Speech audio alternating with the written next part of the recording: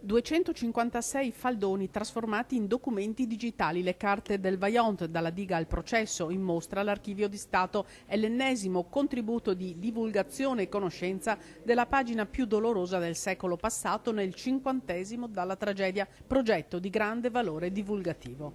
Un valore che andava oltre le vicende pur dolorosissime e diventava straordinario proprio per capire come era potuto accadere un fatto del genere. L'archivio processuale del Vaillant è il primo e fondamentale elemento del progetto Archivio diffuso del Vaillant, che tempo qualche mese sarà in rete. Si lavora da anni per trasferire la documentazione in digitale. Oltre ai faldoni del processo ci sono anche altri documenti, come quelli donati dall'allora procuratore della Repubblica Arcangelo Mandarino, mentre sono di prossima acquisizione quelle dell'allora presidente del Tribunale Mario Alborghetti. È una massa di documenti che si offre ad un'analisi che non è soltanto quella dello storico, ma è anche quella dello scienziato, del geologo, dell'ingegnere di idraulica, che cerca, attraverso le carte e le prove che sono state fatte, di trovare un senso.